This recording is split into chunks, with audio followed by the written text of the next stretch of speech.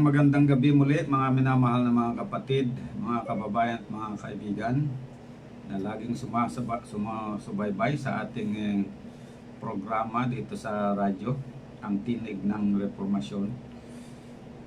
Aking binabati kayo ng magandang gabi at nawa po ay nasa mabuting kalusugan ang bawat isa sa inyo. Aking binabati rin ang ating mga kapatid na nanonood ngayon sa Facebook at yung mga nagbibigay ng mga tanong, nagpapadala ng kanilang mga katanungan, nawa po ay nasa mabuti kayong kalusugan lahat. At yung mga iba, kung meron pa sa inyo dyan ang may mga katanungan ay hinggil sa ating mga tinatalakay dito gabi-gabi, pwede po kayong magpadala pa rin ng inyong mga katanungan. Meron palang mga katanungan dito na sasagutin natin sa mga susunod na panahon. Nire-reserva lang natin at humahanap tayo ng pagkakataon. So sa pagpapatuloy po natin ay atin munang isaguni ang ating pag-aaral sa Panginoon sa pamagitan ng panalangin. Dakilang Diyos, sa kaitasan po ng mga langit, maraming salamat sa pagkakataon na muli kaming makapagpapatuloy sa aming ginagawang Bible Study Series tungkol po sa mabuting balita ng kaligtasan. Sumamin nawa ang inyong presensya sa pamagitan ng banal na Espiritu at gabayan niyo po ang bawat isa sa amin at protektahan sa mga nangyayaring kapahamakan o kasamaan dito sa mundo, lalo na ang mga sakit.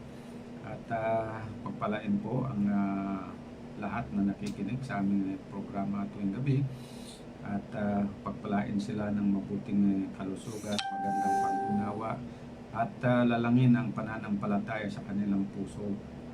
Nang sa ganon ay magiging kapaki-pakinabang ang inyong mga salita sa kanila at makatulong sa kanilang pagpapakabanal at makahikayat sa kanila na manampalataya kay Jesus bilang kanilang personal tagapagligtas at sumunod sa inyong kalooban. Ito po ang aking dalangin sa pangalan ng Panginoong Jesus. Amen. So magandang gabi muli sa inyong lahat mga kapatid. Ang paksa na ating pag-aaralan ngayon ay tungkol sa ministeryo ng mga anghel ng Diyos. Gusto kong pag-aralan natin ng ministeryo ng mga anghel sapagkat ito ay makapagbibigay sa atin ng lakas loob, lakas ng pag-iisip upang piliin natin yung tanda ng Diyos sa halip na yung tanda ng hayop.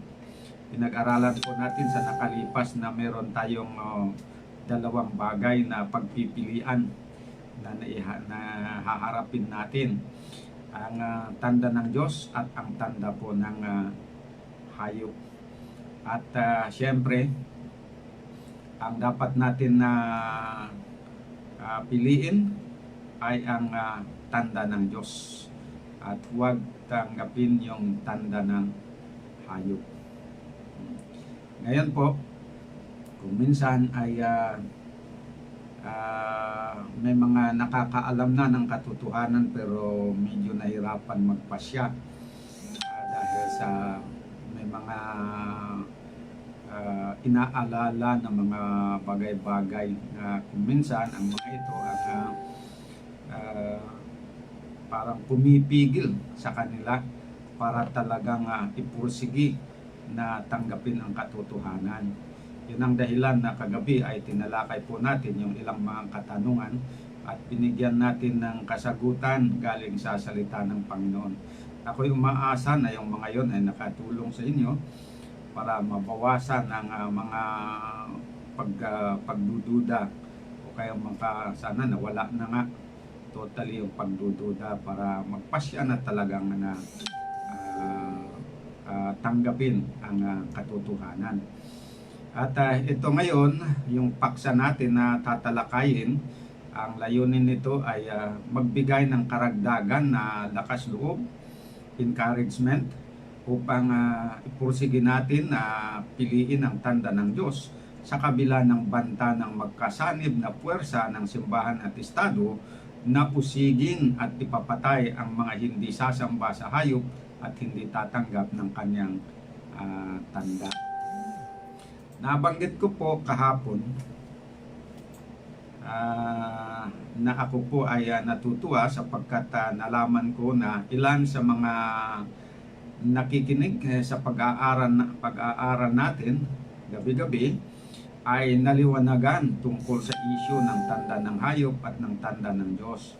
At sila ay nagpasya na piliin ang tanda ng Diyos.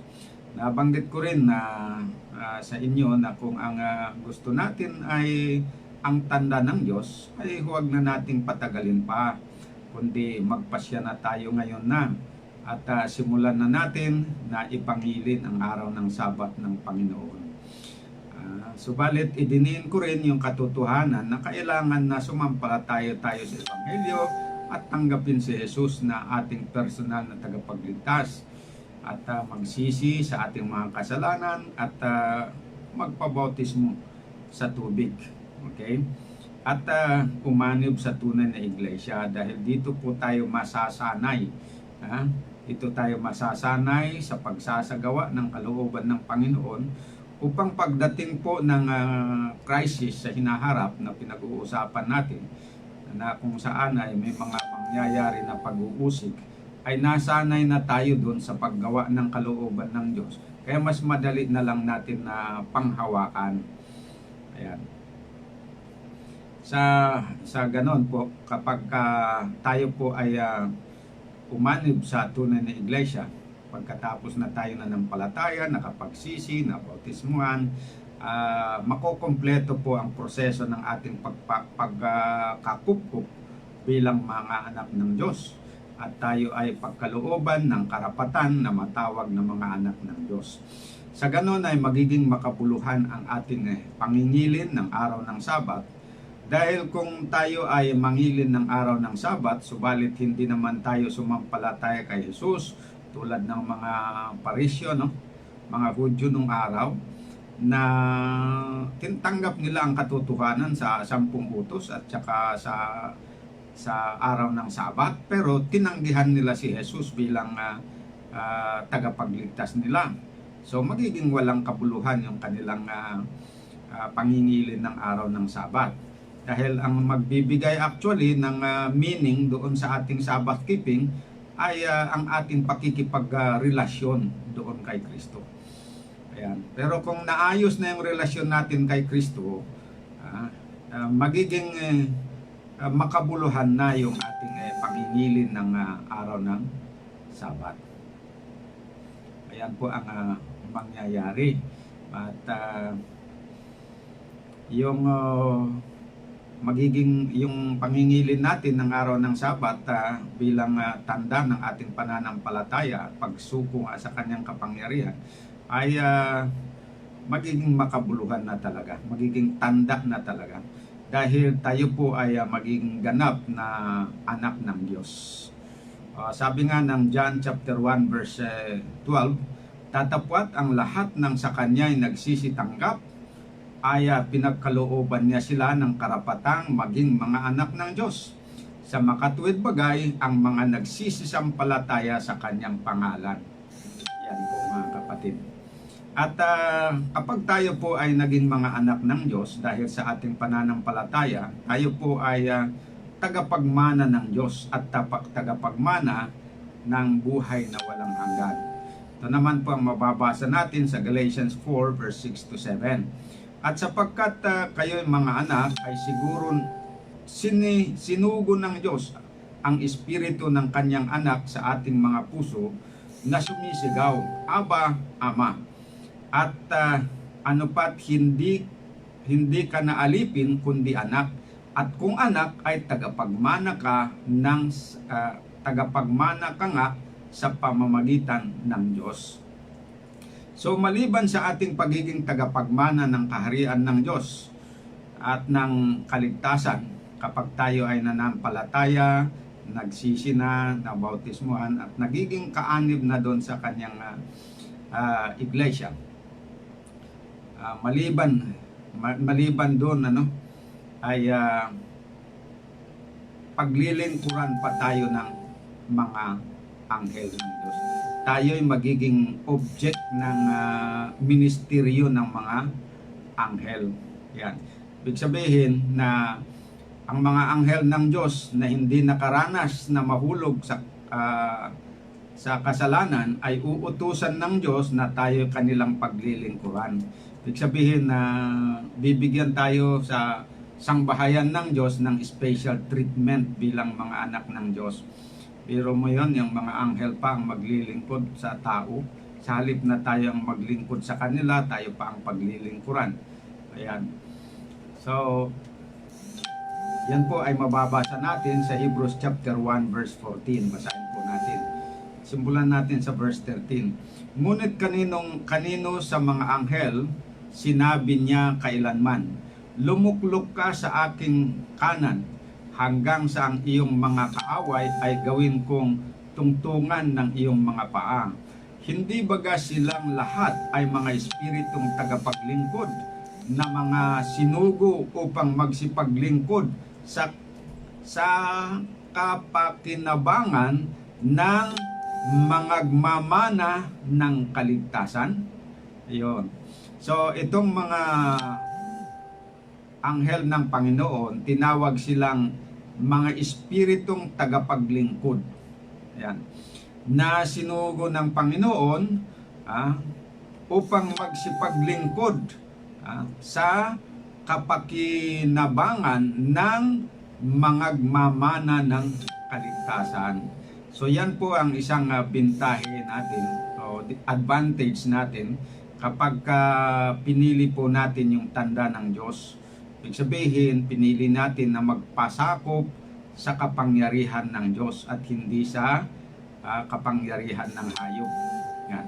May advantage tayo kasi may mga anghel ng Diyos na maglilingkod sa atin, tutulong. Kaya't yung banta ng hayop na tayo uusigin ay bagamat sa pag-iisip natin ngayon, sa makataong pag-iisip, nakakatakot talaga yan.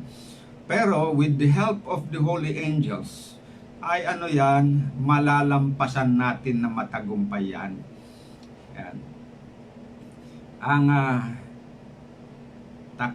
Ang sangbahayan ng Diyos ay binubuo ng mga anak ng Diyos sa langit at tayo ng mga anak ng Diyos dito sa lupa. Pag tayo pala ay nagiging kasama sa nagiging anak ng Diyos, tayo ay makakasama doon sa tinatawag na sangbahayan ng Diyos.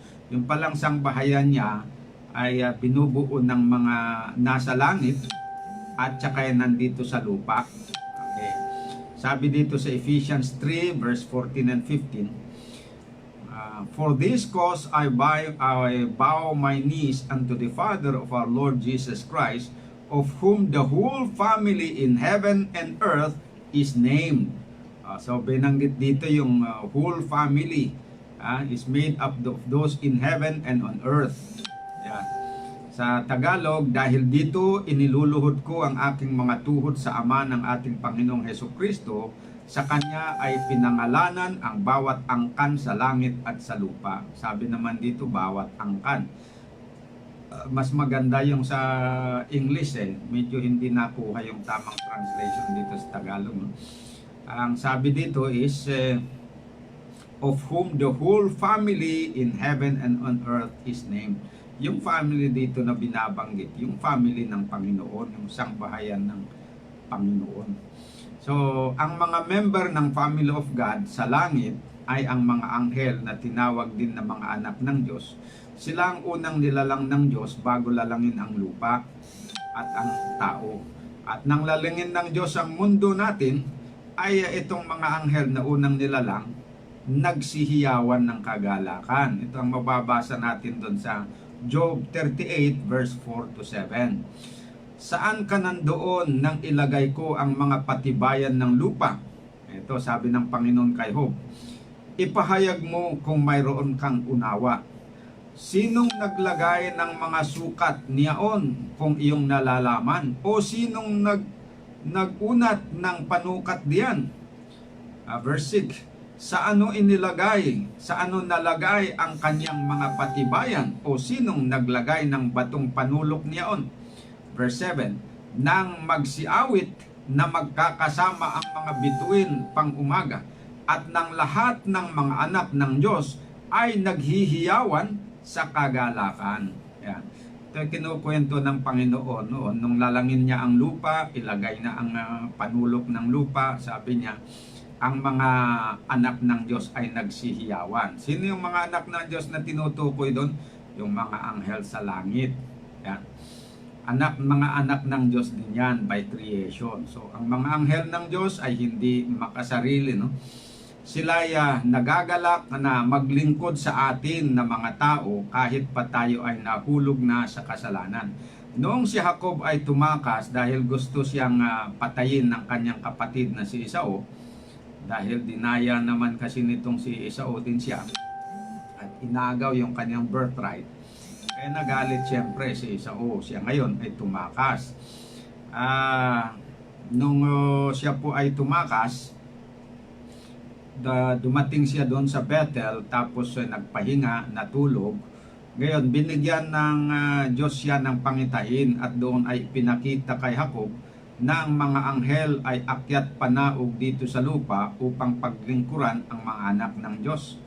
Okay, ito ay mababasa natin sa Genesis chapter 2 verse 10 to 16. At umalis si Jacob sa Beersheba at napasa dakong Haran, at dumating sa isang dako at nagparaan ng buong gabi roon, sapagkat lumubog na ang araw, at kumuha ng isa sa mga bato na dakong yaon, at inilagay sa kanyang ulunan, at nahiga sa dakong yaon upang matulog. At nanaginip at narito ang isang hagdan na ang puno ay nasa lupa at ang dulo ay umaabot sa langit. At narito ang mga anghel ng Diyos na nagmamanhik manaog doon. Yan. They are descending and ascending through that ladder. At narito ang Panginoon ay nasa kataas-taasan niyaon at nagsabi, ako ang Panginoon, ang Diyos ni Abraham na iyong ama, at ang Diyos ni Isaac. Ang lupang kinahihigaan mo ay ibibigay ko sa iyo at sa iyong binhi. At ang iyong binhi ay magiging parang alabok sa lupa, at kakalat ka sa kalunuran at sa silanganan at sa hilagaan at sa timugan, at sa iyo at sa iyong binhi ay pagpapalain ang lahat ng angkan sa lupa. At narito ako'y sumasa iyo at iingatan kita saan ka man pumaroon, at pababalikin kita sa lupang ito, sapagkat hindi kita iiwanan hanggang hindi ko magagawa ang sinalita ko sa iyo. At nagising si Jacob sa kanyang panaginip at nagsabi, tunay na ang Panginoon ay nasa dakong ito at hindi ko nalalaman. Yan. So nagsasalita ang Panginoon doon, nagbigay ng pangako na pagpapalain niya si Jacob at kanyang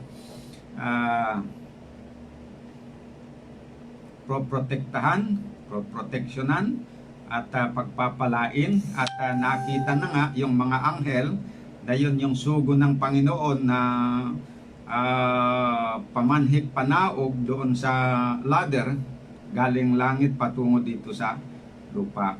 Yun po yung paraan ng Panginoon ng pagpapakita ng encouragement doon kay Jacob, na hindi siya dapat na mawalan ng pag-asa, sapagkat siya ay tutulungan niya sa pamagitan nitong ministeryo ng mga anghel. So napakalaking encouragement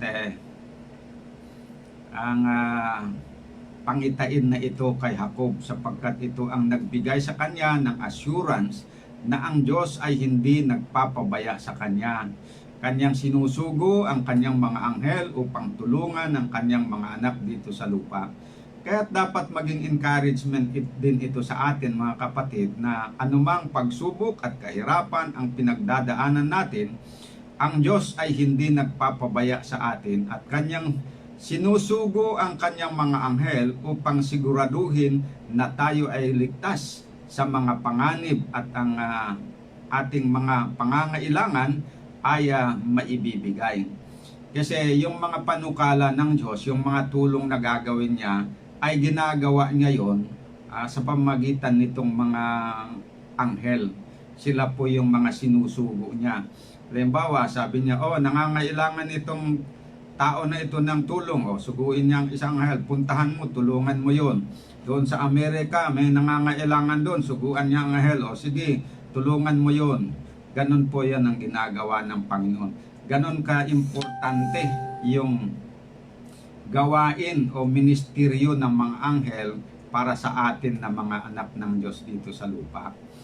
Ang isang halimbawa ng pagtulong, pagligtas ng mga anghel sa mga tao ng Diyos mula sa panganib ay makikita natin sa karanasan ni Lot na pamangkin ni Abraham. Mababasa ito sa Genesis chapter 19 verse 1 to 17. Sabi dito, at nagsidating ang dalawang anghel sa Sodoma nang nagtatakip silim, at si Lot ay nakaupo sa pintuang bayan ng Sodoma, at sila'y nakita ni Lot at nagtindig upang salubungin sila, at iniyukod ang mukha sa lupa at nagsabi, ngayon nga mga Panginoon ko, ipinamamanhid ko sa inyo na kayo'y magsiliko at magsipasok sa bahay ng inyong lingkod, at kayo'y matira sa buong magdamag, at maghugas ng inyong mga paa, at sa madaling araw ay magsipagbangon kayo at magpatuloy ng inyong paglakad. Ayan, kasi hindi naman naintindihan kaagad ni Lot na mga anghel pala yun. Akala niya mga bisita lang talaga ng mga tao. At kanilang sinabi, hindi, kundi sa langsangan mananahan kami sa buong magdamag. At kanyang pinakipilit sila, at sila'y nagsiliko at nagsipasok sa kanyang bahay. At sila'y kanyang pinaghandaan at ipinagluto ng mga tinapay na walang libadura at nagsikain.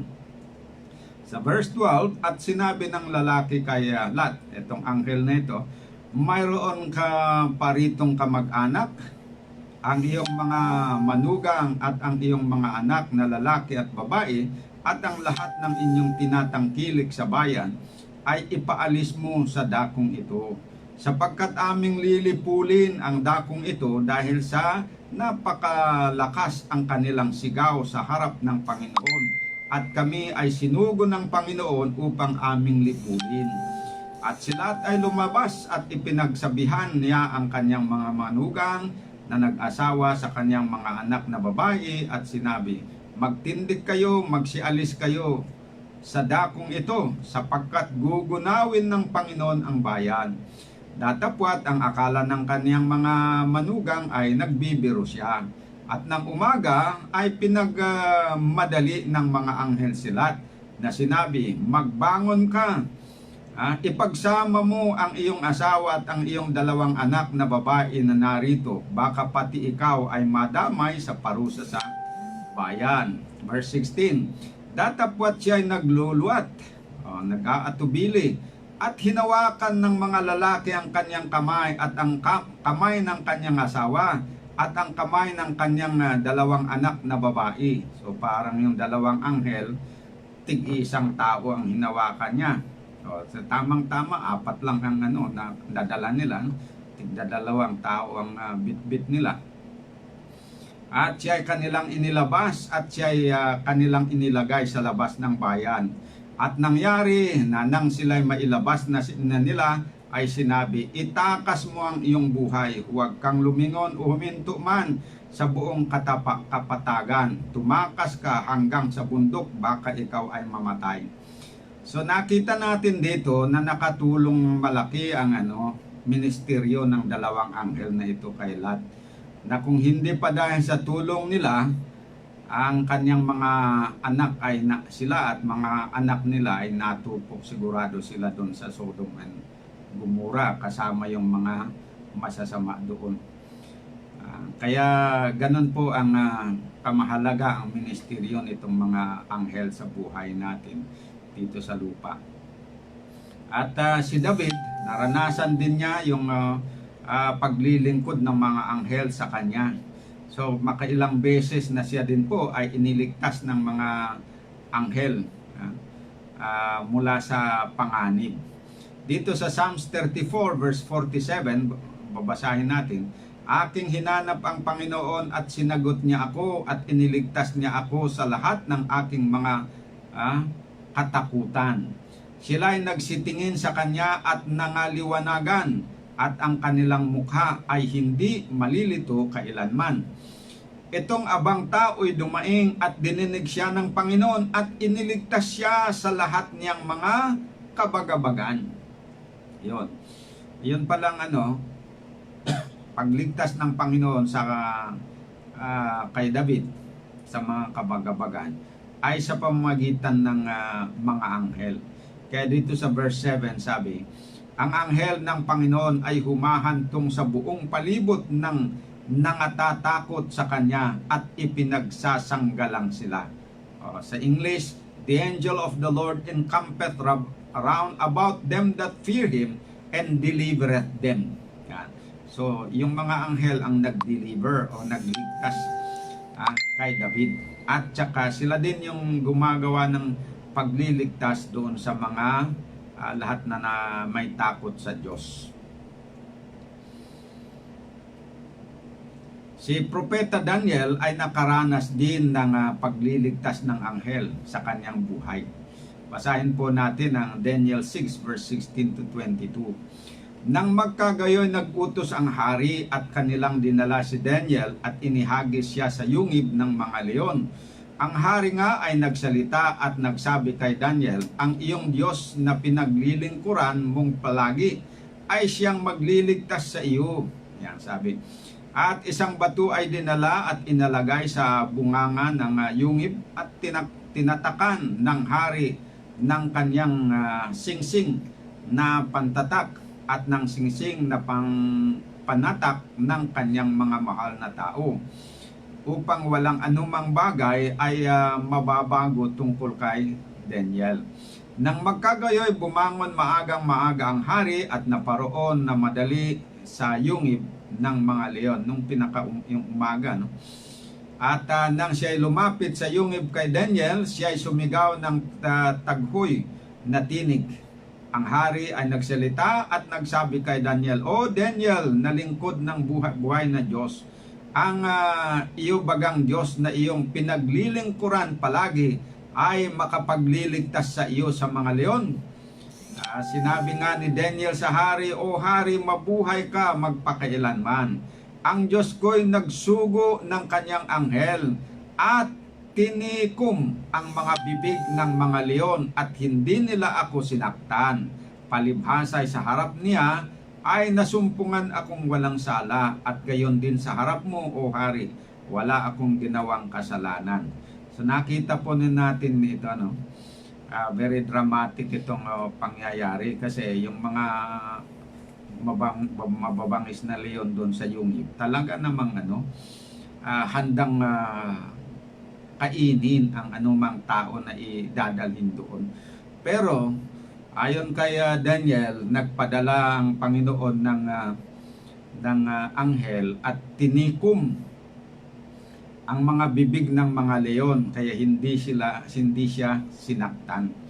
Kaya mga anghel ng Diyos na kaya ng mga anghel ng Diyos na iligtas tayo sa mga mababangis na hayop tulad ng leon. Kung ginawa ng anghel ito kay Daniel, ay kaya rin niyang gawin yan sa atin. Kayang-kaya niya yon, kaya malaking encouragement. Alam nyo, ang ginagamit ng mga sundalo para habulin at hulihin ang mga ang mga kriminal, barang araw tayo ay maituturing na kriminal kasi magkakaisa nga ang simbahan at estado. Pagkatapos ipipilit yung pangingilin ng araw ng linggo kasi gagawin nila yan na batas ng estado, pipilit ngayon, pag hindi tayo sumunod, bibilang nila tayong kriminal. Kaya't kung piliin natin na tanggapin pa rin ang tanda ng Panginoon, ituturing tayo ng gobyerno at simbahan na kriminal, hahantingin po tayo niyan. At isa sa gagamitin yan ay ang mga mabangis na hayop, yung malalaking aso. Yan, pahahabol ka kasi kahit saan ka pupunta, aamoy-amoyin lang ng mga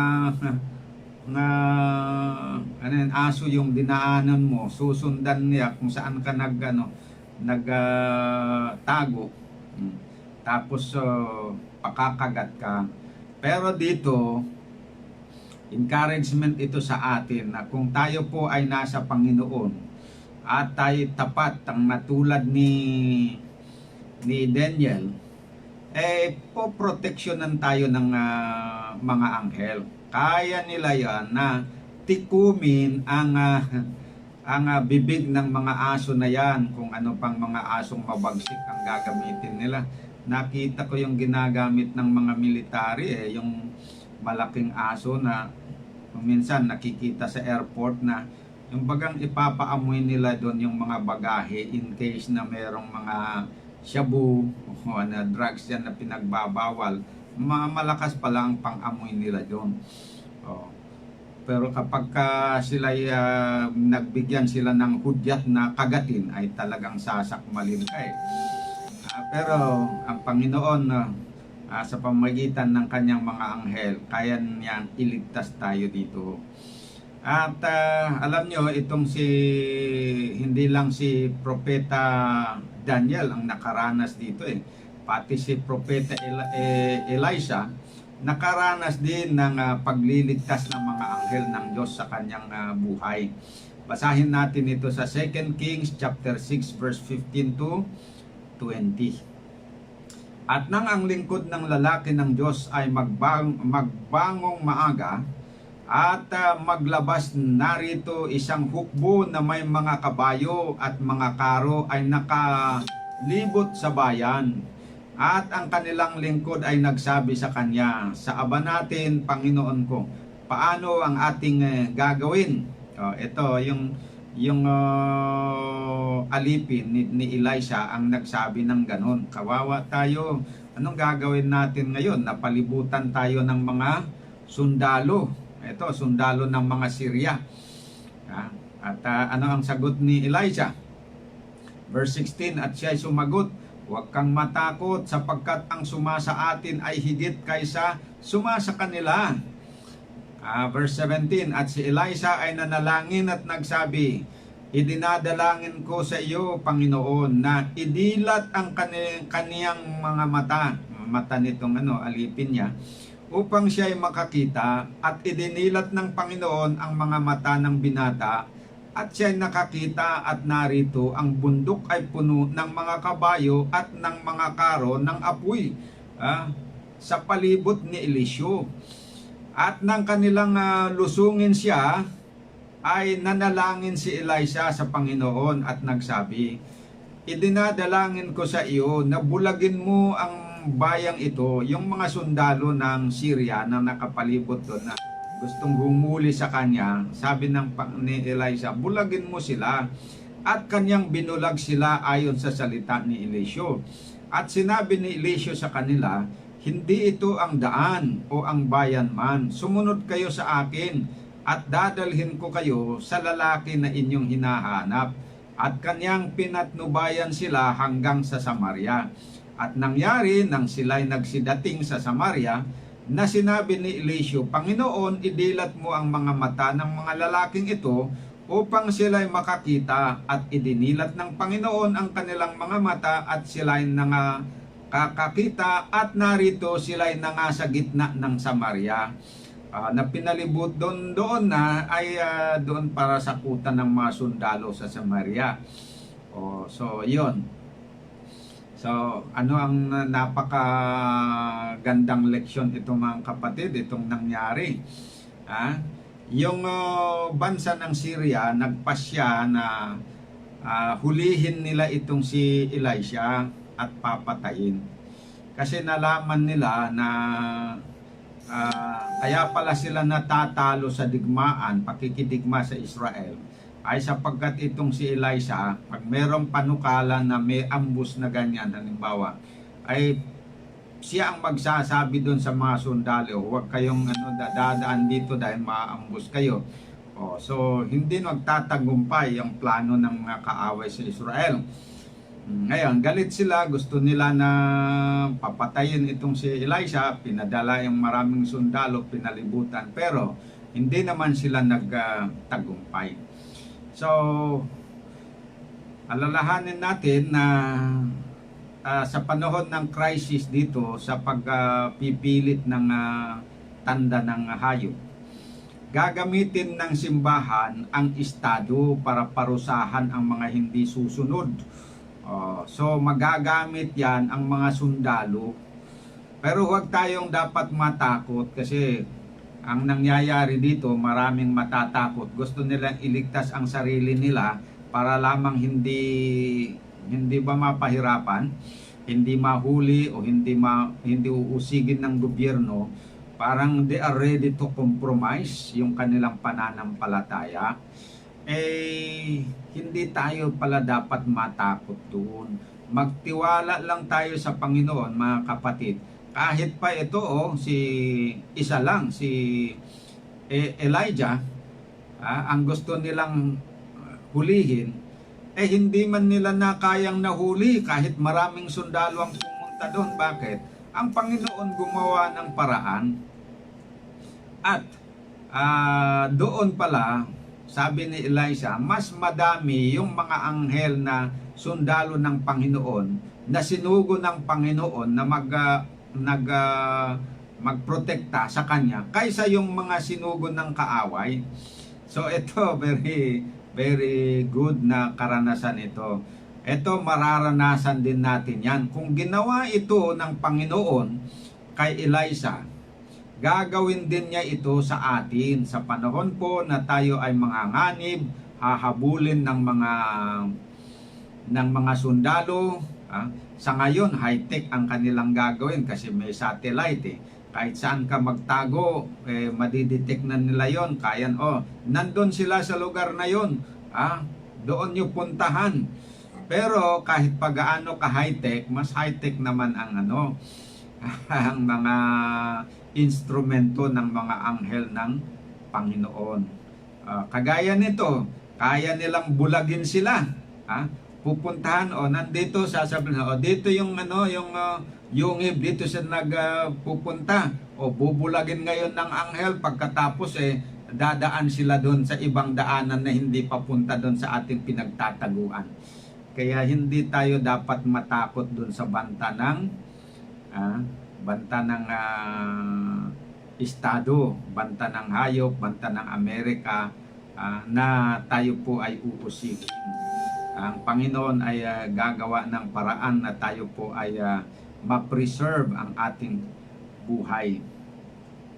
At ito, lalo na kapag sa panahon ng pagbuhos ng salot, pag sila po ay nararamdaman na nila yung sakit, nahihirapan, talagang ang galit nila sa Panginoon, ibubuhos nila yan sa mga mananampalataya, yung hindi nakikiisa sa kanila. Sasabihin, kaya tayo pinahihirapan ng Panginoon kasi meron itong itong mga hindi nakikiisa sa atin.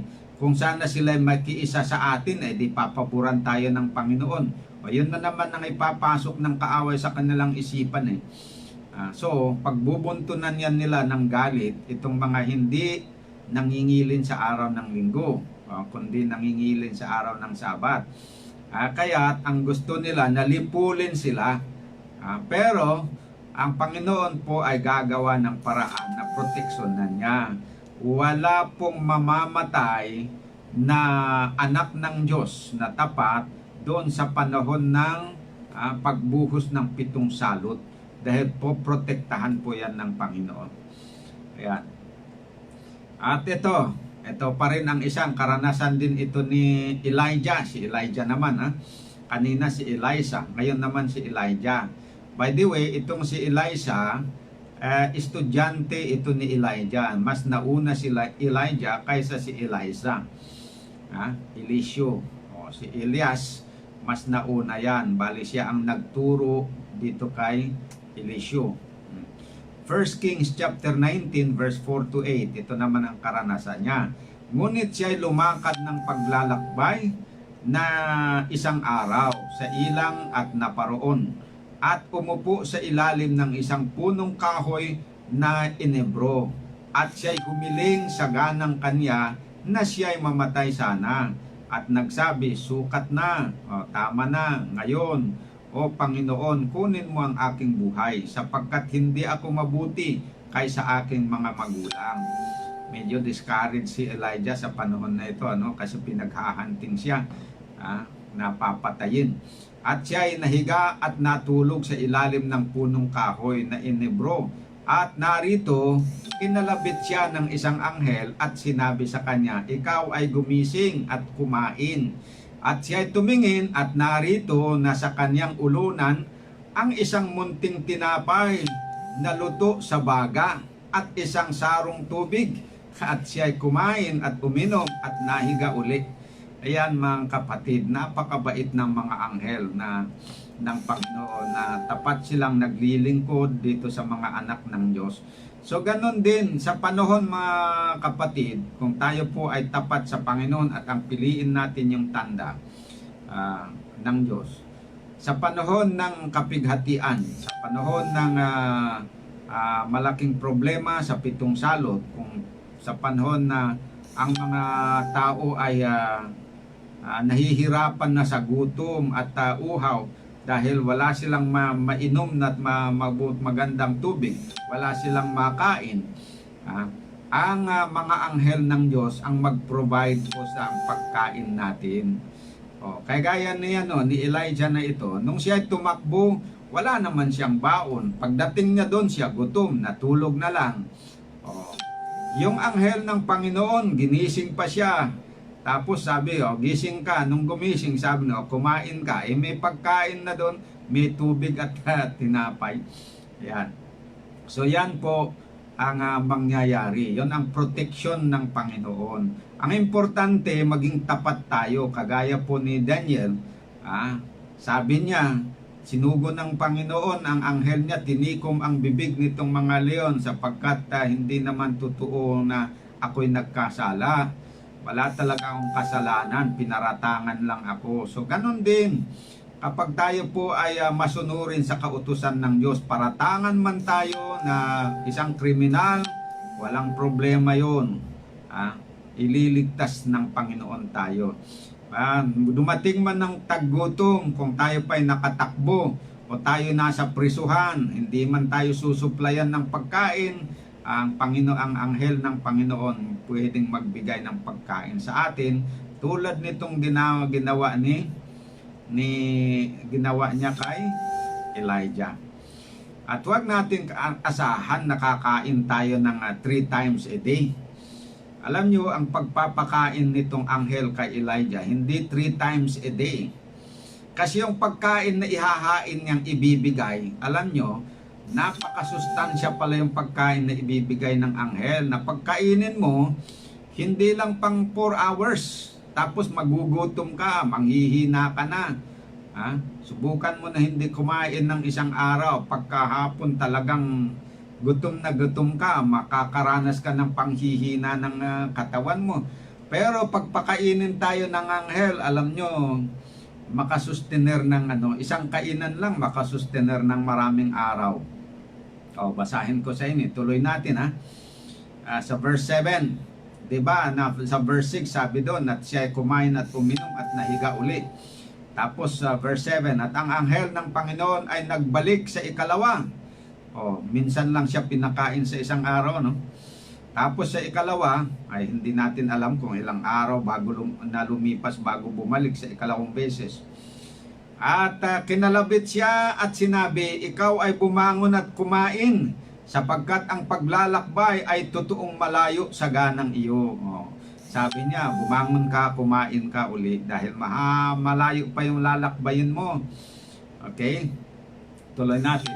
At siya'y bumangon at kumain at uminom at siya'y yumaon sa lakas ng pagkaing yaon sa 40 araw at 40 gabi hanggang sa Horeb na bundok ng Diyos.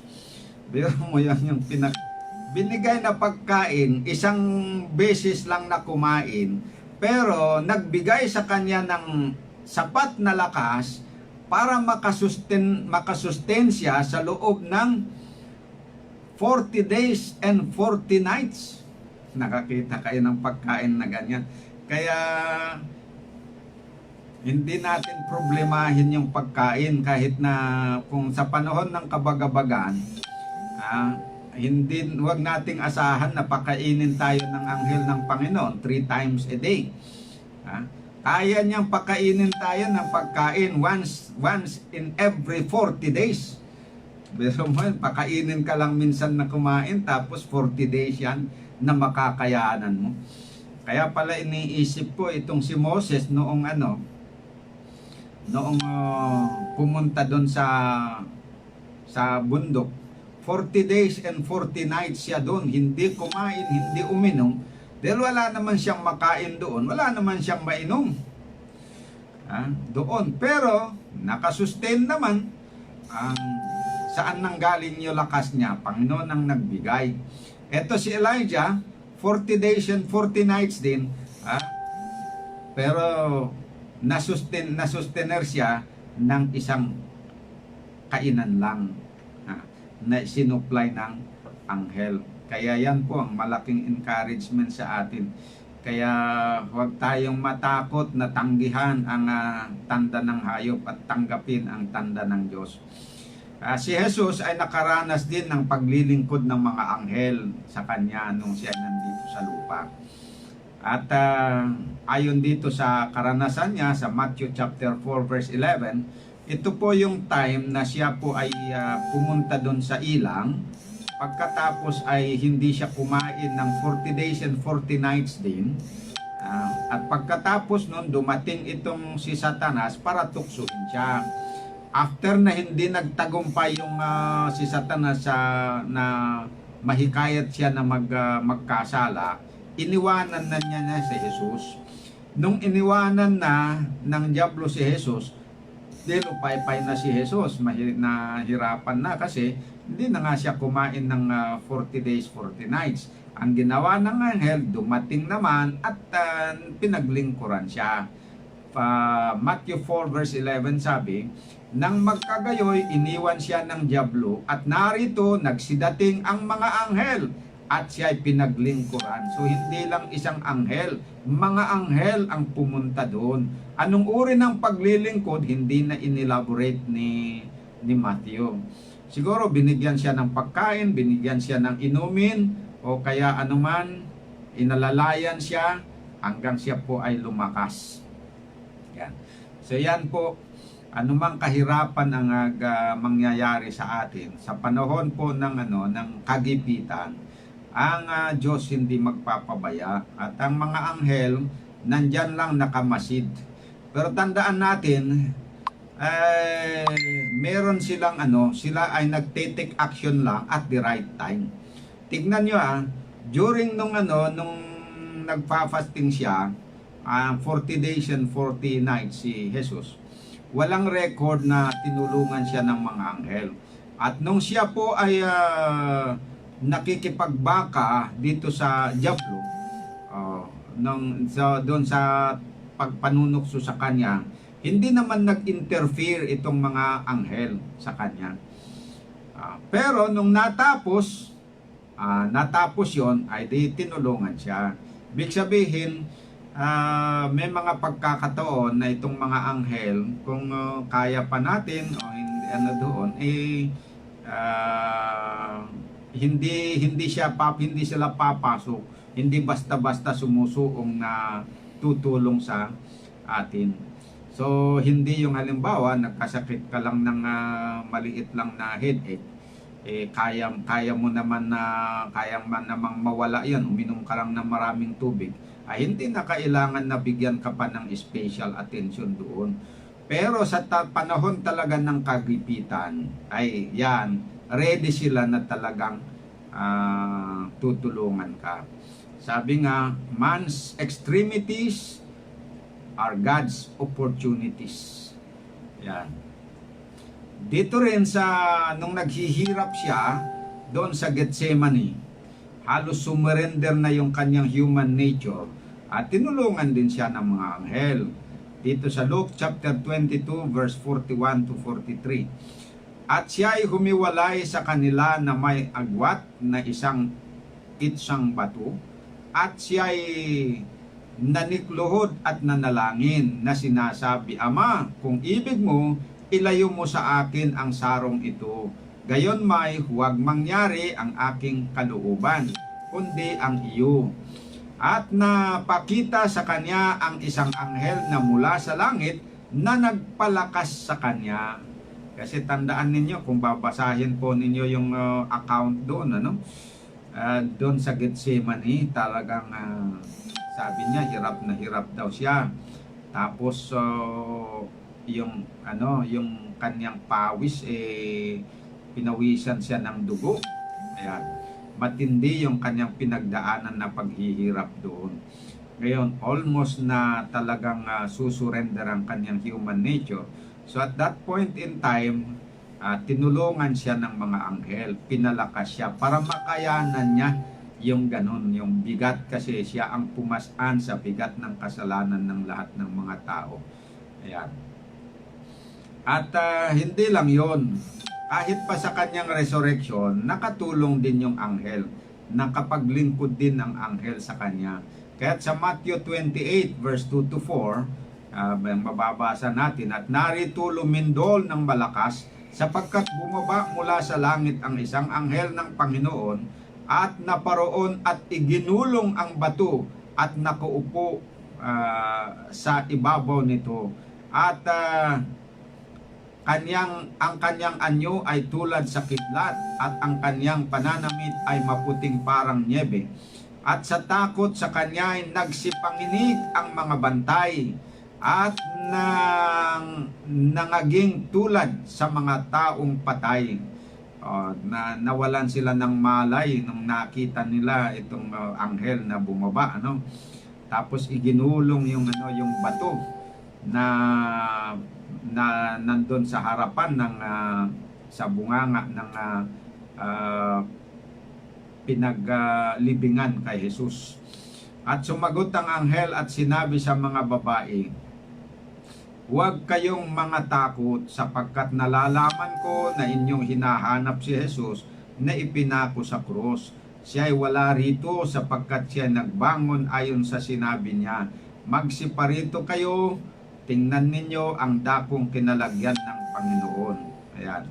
So, doon, para makalabas si Jesus Christ doon sa kanyang libingan, ay talagang binuksan nila. So, anuman na pagpipigil na gagawin ng kaaway, hindi nila kaya ang kapangyarihan ng mga anghel. So, ito yung bantay, ilan yung mga 100 yung bilang ng mga bantay. Kung i-research niyo yung about 100 people yun yung nagbantay doon. Biro mo, isang patay lang, pinabantayan ng 100 na sundalo. Wala silang nagawa nung dumating isang anghel lang. Kaya yan ang isang magpapakita na naman na kahit pa ilang sundalo ang susuguin, kung talagang protektahan tayo ng Panginoon, wala po silang magawa. Kaya niya tayong iligtas. Pero kung kalooban naman niya na tayo huhulihin, ay di mahuhuli talaga tayo. Pero pag tayo nahuli, hindi naman din niya tayo pababayaan.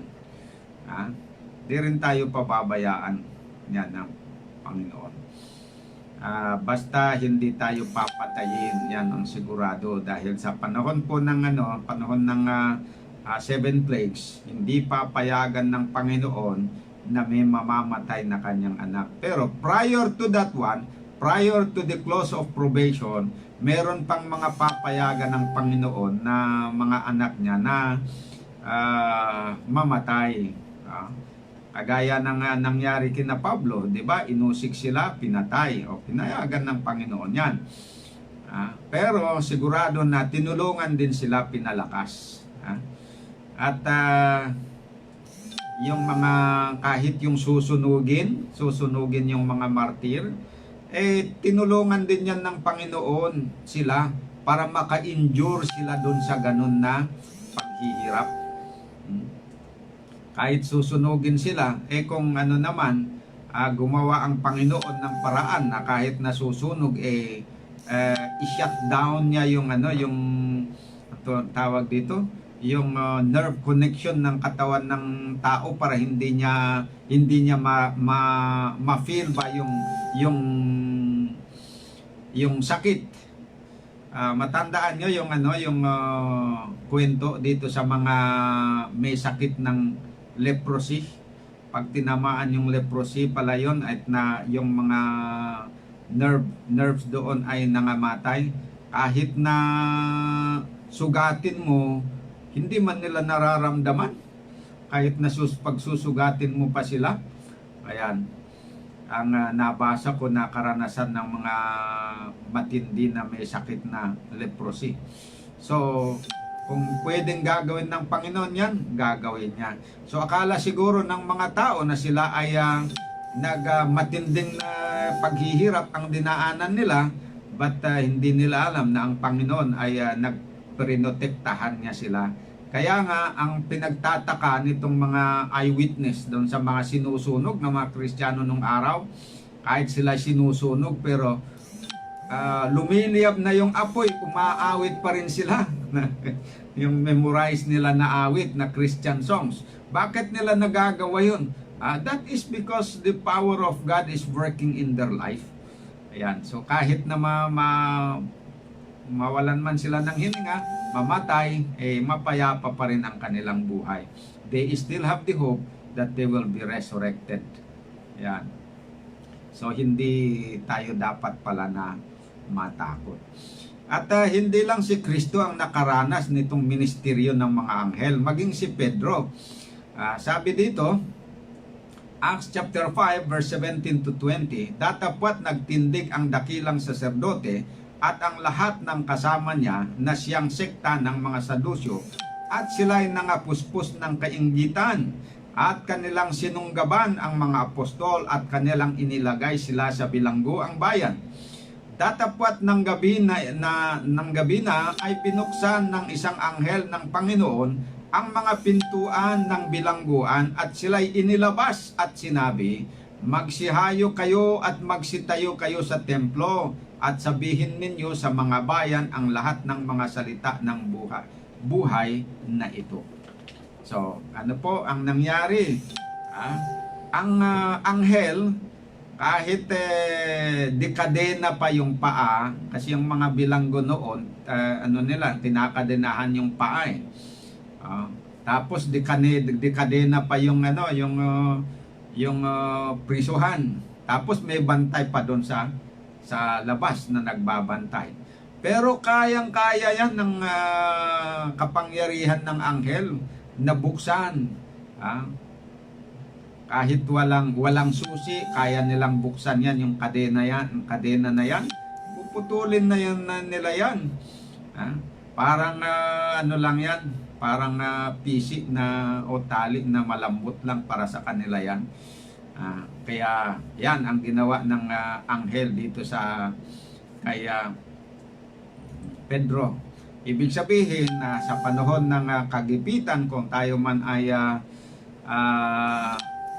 huhulihin, ikukulong, ilalagay doon sa tinatawag na Bartolina, ay kung luluobin ng Panginoon yan at meron pa tayong misyon na gagawin, pwede niyang palalabasin niya tayo, kagaya ng ginawa ng anghel dito kay Pedro. Ikinulong ang layunin para hindi na siya mangaral doon sa mga tao doon sa templo. Dahil hindi nila kursunada yung kanyang pangangaral. Gumawa ang Panginoon ng paraan, nagsugo ng anghel at iniligtas siya doon. Pinalabas doon sa kulungan na walang kamalay-malay itong mga sundalo.